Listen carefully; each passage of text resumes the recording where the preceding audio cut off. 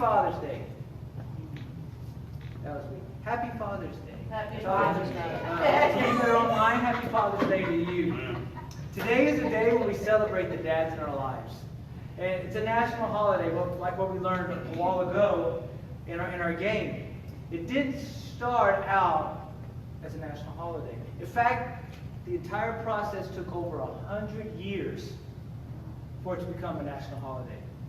The idea began with a young girl named Sonora Smart in Spokane, Washington. She was sitting in church as the preacher was having a Mother's Day service. Her mother had passed away. And as she sat there, she started thinking about her dad, William Smart, and realized that he was a single parent, a Civil War vet, and she was thinking, there's got to be some way that every year we celebrate our dads. And so she started this process in Washington, and eventually the next year in the state of Washington, they started having like a yearly celebration. And it continued to grow, the movement continued to grow, and like Heather told us in that game, the president started like putting brakes on the process because they were afraid that it was going to become commercialized. When the Great Depression hit, as you can imagine, the commercialization of it ceased. People didn't have money to buy cars. They didn't have money to buy the gifts. World War II comes along. The nation starts gaining strength financially. So the commercialization starts to hit. They start trying to sell the idea of Father's Day as a day to celebrate the soldiers, the brave men who fought for their country. Eventually, as Heather told us, in 1972, Richard Nixon signed into law a National Father's Day to be celebrated every year in June. The entire process took over 100 years. You know, dads are important, and the ideas of a dad have changed throughout the years. Just look at media. In the 1950s and 60s, on TV, we saw dad characters such as Jim Anderson and Father Knows Best. Ward Cleaver and Leave It to Beaver. These guys were the breadwinners of the family. They were strong individuals who loved their children, who loved their wives, who always seemed to teach a moral lesson to their kids during their shows. In the 70s, it changed just a tad, and we had Brady Bunch. And then we had, like, the Cosby Show come in. The dads weren't quite so much just the breadwinners. You had the mothers that were strong characters in both of those shows as well. But the dads were still loving individuals toward their kids. The major shift happened in the late 1980s. When you all of a sudden had the introduction of a character that was a cartoon, Homer Simpson. His character changed the view of dads in media. No longer was it a strong character who took care of their kids, who took care of their wife, who worked alongside their wives. Instead, it was a guy who was an idiot. After him came along Al Bundy and Married with Children. And the idea of dads in media slowly continued to go downhill. It stayed on that path until a couple of years ago when a group of dads got angry enough that they finally did something about it. There was a particular advertisement by Huggies that I watched where Huggies actually said, we wanted to test how strong our diapers were, so we did the hardest thing possible. We put the kids in these diapers with their dads for 24 hours. Can you imagine? Their exact phrase, if I remember correctly, was the worst thing possible. The worst thing for these kids was to be with their dad 24 hours. And that was supposed to test how good their diapers were. Well, as you can imagine, a group of dads got really irate about that, and they went to Huggies and they made a fuss. And as you can imagine, because of peer pressure, they changed the ad, and then it became, we asked dads to test our diapers. And then put dads in a positive light, where it showed the dads feeding the kids and playing with the kids. And slowly now, according to media, several of the articles I was reading, the idea of a dad in media is starting to change. There's not no longer just the imbeciles or idiots, which is a good thing. But the question is where do we get an idea of what makes a dad? If we look at media over all those years, you're going to get different pictures. What makes a good dad? What makes a good dad? Well, being a dad, being a father is a rewarding experience. I love being a dad. I love it. I love watching Olivia, with her creativity, make art projects for me. I love watching Hannah sing or do DIYs without permission. And I can't find my supplies afterwards. That's just, I love it. Or actually with Hannah, what really with Hannah goes, I like singing a lot with her because she's pretty funny. She hangs out, exactly. And then with Caleb, I love the fact of how hard I see him work and how smart he is and how much he loves to help me on any project that comes along. It's a rewarding work. Amen. Being dad is a rewarding work, but sometimes it's not only a rewarding experience, it's a reworking experience. I have to consciously think and rework my thoughts and attitudes about being a dad. I have to watch my attitudes because I could very easily get upset at Hannah for losing my supplies. Or even Caleb, whenever we're working on things together, him telling me how wrong I did it. And how he had a better way. Just being a dad. It is being a dad or having Olivia look at me like, Dad, what are you talking about? I have to rework the way I think about it. You know, there are times and instances in life when life can beat us up like waves against the lighthouse. We may be standing tall, but conflict after conflict crash upon us. And we have to rework our attitudes, our thoughts, our beliefs, and our actions. Our responses to our kids. What do we do? What makes a good dad? Well, there's a verse in Isaiah that can give us a glimpse. It's something that I believe that God's telling the dads online listening, the dads in here. But not only that, I believe that God's even telling all of us that can help us be more of a positive impact in those around us. Because honestly, what makes a good dad is the legacy he leaves behind. What makes a good dad is the amount of love that he impacts into his kids and into his wife and into his family and into those that he's in contact with throughout the work week. That makes a good dad. Not just being a good breadwinner, not just being strong in nature or physics, or physical strength, but what makes a good dad is the amount of impact he leaves on legacy that's going to not only impact those around him, but in the generations to follow. Amen. That's what makes a good dad. So I want us to go ahead and catch a glimpse of this verse. This verse is Isaiah 54:2. It says, "Enlarge the place of your tent, and let the curtains of your habitations be stretched out. Do not hold back. Lengthen your cords and strengthen your stakes."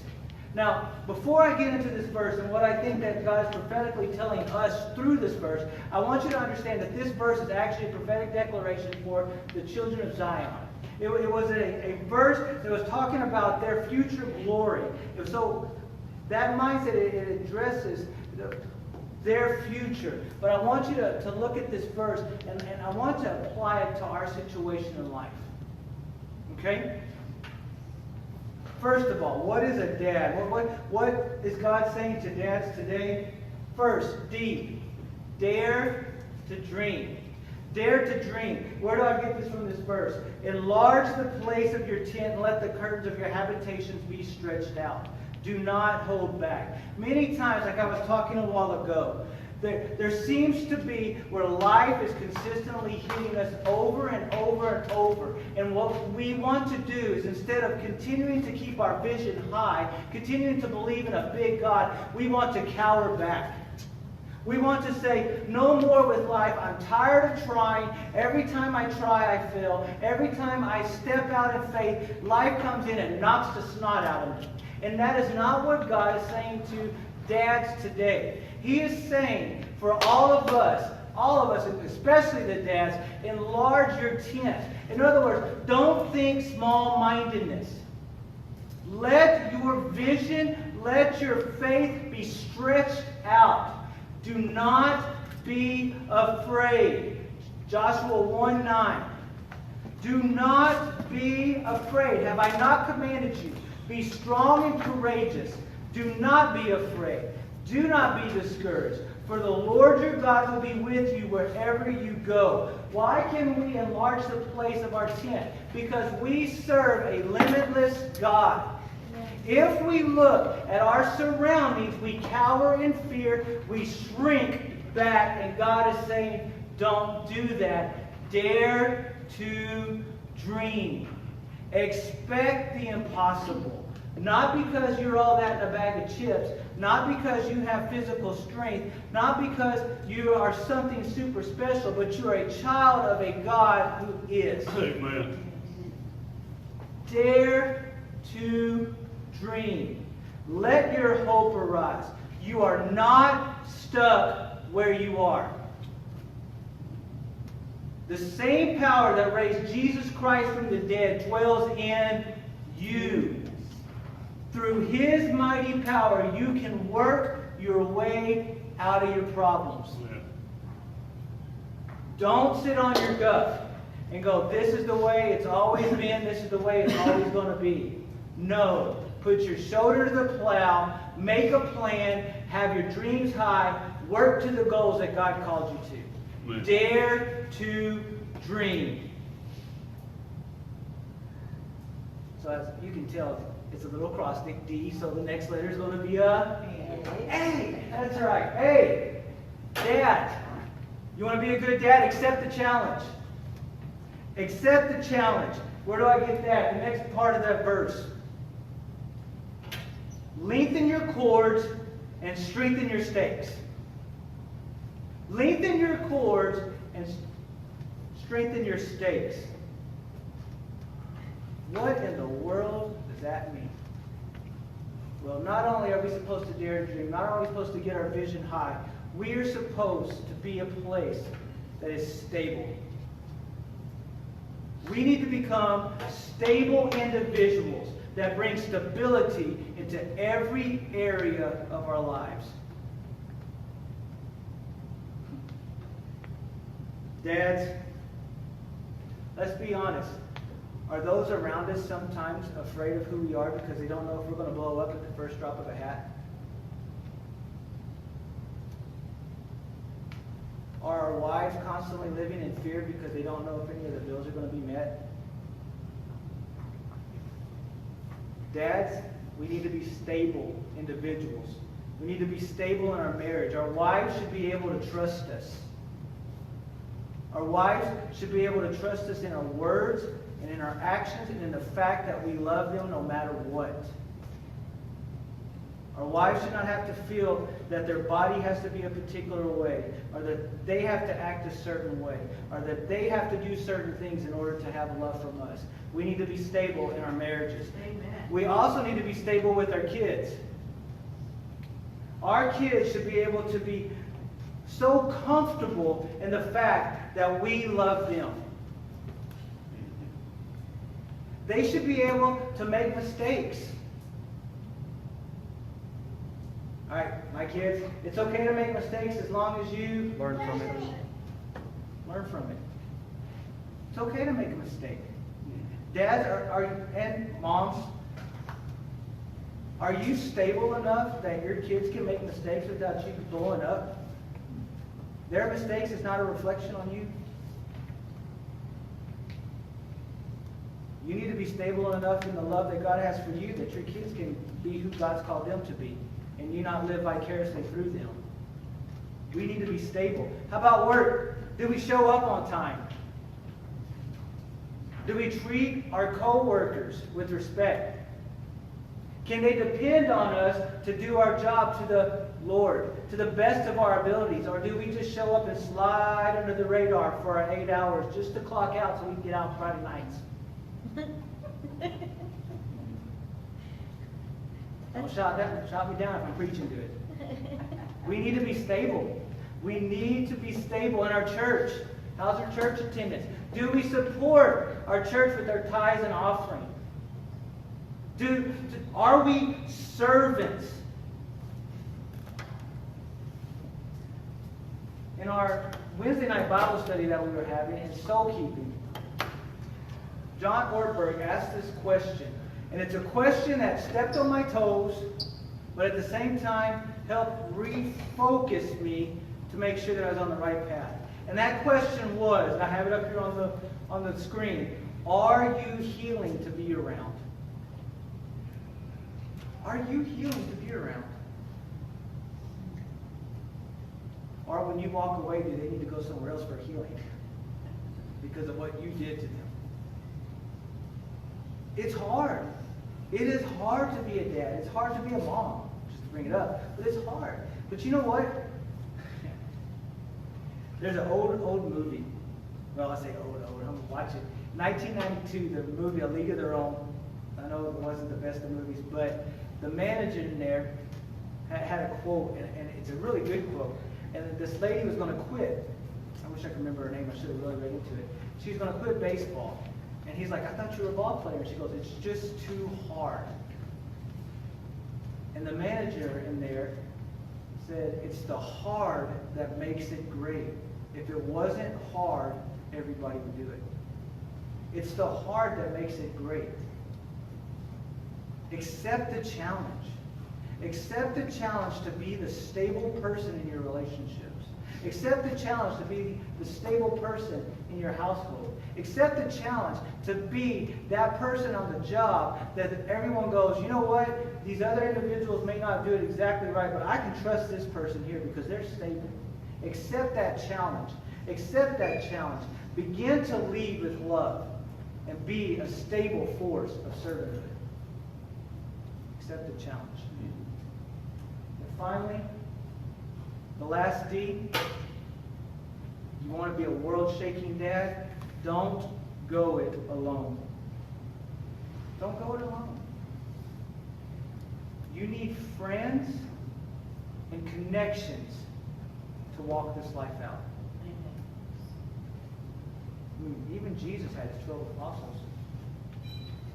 Let that sink in.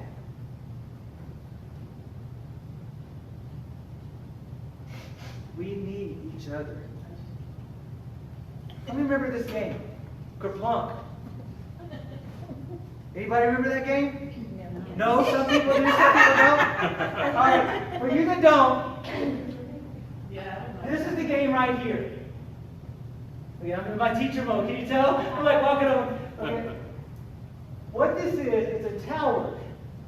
And the things sticking out are like little pixie sticks. There's like little tiny sticks.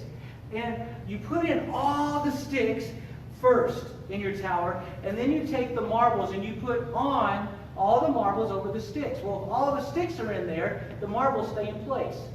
But if you start removing each stick one by one, eventually there's a hole that the marbles start going through. And whoever pulls that last stick out that makes the marbles go through is a loser. Okay? Huh? I'm asking Caleb, does he remember this game?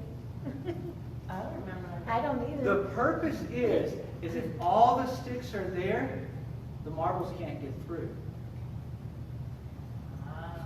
Now you see it. It takes all of them working together to keep them in place. Yes. Don't let that marble fall. Exactly. Don't let that marble fall. That's funny. That's funny. But it's a perfect analogy,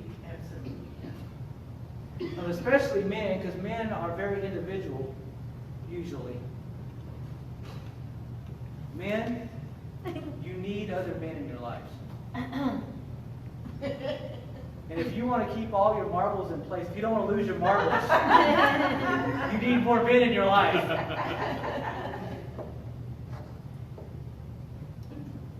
See, when we surround ourselves in those kind of relationships that are God relationships, we give and we receive encouragement. We give and we receive help. We give and we receive wisdom. It's a process of being able to be pouring yourself out into other men and ladies, relationships. But it's also important that we are receiving. Our own livelihood is a perfect example of how that works. Think of how God made you. Breathing, you give out carbon dioxide for the life of other things, and then you breathe in oxygen for your life. It's a relationship, and we need the relationship of other men, dads, in your life to be able to give out and receive what they can give into your lives. It is not, we have never ever been called to be lone rangers in Jesus. That is why He created a church. That is why church attendance is important. And I know I'm preaching to the crowd here and those listening online, but that's why it's important. We need each other. We need each other. We're there to pick each other up. We're there to spur on and go, I know life is hard, but guess what? This helps me out. Sometimes we're there just to listen while other people cry out their problems. And that's okay too. In fact, that's probably even sometimes better. God gave us 2 ears and 1 mouth, so we learn to listen twice as much as we talk. We need each other. In Ecclesiastes 4:12, it says, and though a man might prevail against one who is alone, 2 will withstand him, and a 3-fold cord is not quickly broken. Amen. When we're surrounded by godly men, dads, life can get easier. So what action step? Start connecting yourself with other godly men who can mentor you, and you can begin to mentor them. Start connecting with those types of relationships. If you do these 3 things, you can truly be a godly dad. And ladies, you can do the same thing. Men don't have the corner market on that part. Dare to dream. Get your vision up. Get your faith and your hope energized. Accept the challenge. Be the stable person. When life hits you, be stable. And don't go it alone. Don't go it alone. Because when you're tied in with other people, that's even stronger. Even more stable. Amen. Amen? Amen. Let's pray. Father, I thank you for men. I thank you, God, that you called them to be godly leaders in their households, and you called them to be fathers. You're our Father. We thank you for that. Father, we ask you to help us to dare to dream. Help us, Lord, to not shrink back in fear or in discouragement because life has hit us so hard.